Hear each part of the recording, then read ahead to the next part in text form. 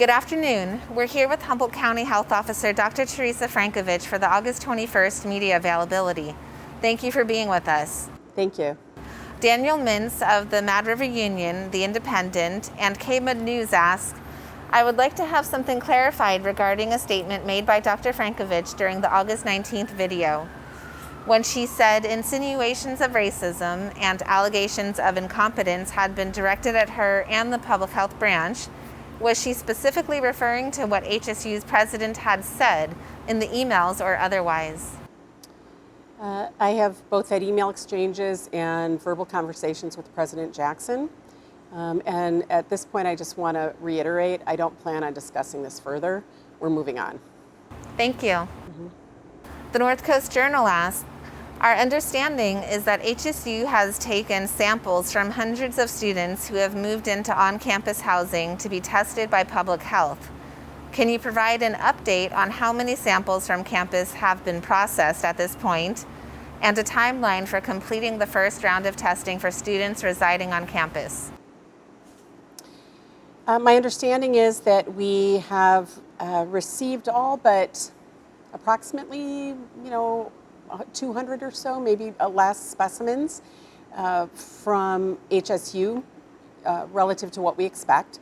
So I'm assuming that most, if not all of those students will be coming in over the next few days. So, and on the others, we have reported out on everything that we have completed testing-wise, and I can't tell you what the exact number is on that.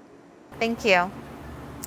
The North Coast Journal asked, sometime back, Public Health reported that it had obtained some new equipment that would allow it to boost testing capacity to about 300 samples a day. Is that equipment up and running? And if not, why not? And when do you expect it to be? So we do have the equipment in place, and I know we're going to be putting out some additional information, including a discussion with the lab manager about the new equipment. So all I'll say is that it is up. We have been working on ramping up the process, which involved bringing on some additional staff. And so our numbers are actually increasing significantly, and we are now much more in that 200 range, but aiming for the 300. Thank you. The North Coast News asks, is the less intrusive anterior nasal swab less effective? Why did we suddenly switch to that method? Is it because there's a shortage of the longer swabs? Actually, we have a good supply of the nasopharyngeal swabs. As some people may be aware, those swabs were the original instrument used to collect, and so we had the most data on those in terms of sensitivity and specificity of using those swabs with the machines that we had. Over time, there's more data about the swabs that are done in the front part of the nose, and the data has looked good in terms of it being pretty comparable to using the nasopharyngeal swabs. We certainly know they're more comfortable, and we also know that they can be done as a self-collection as opposed to having to have someone do it. And that will actually improve efficiency for what we're doing in specimen collection. So I think it's a good move for the county. Thank you. The North Coast News asks, in the Board of Supervisors meeting, Dr. Frankovich talked about the Optum Serve site's contract ending in September. What does this mean for Humboldt? Then she began discussing a larger regional site. Can she explain more on what this is about? So yes, the Optum site is currently contracted by the state through the end of September. So we've been aware of that, and we've been planning on whether we wanted to continue using Optum Serve and contracting locally or develop another strategy. Because of the concerns we've had about the turnaround time with Optum, I think we were all uniformly looking for another strategy. And so we've been in discussions regionally with Del Norte County, with our tribal partners, and HSU as well, to look at what we could do locally that would give us a really excellent turnaround time and address the needs for our community.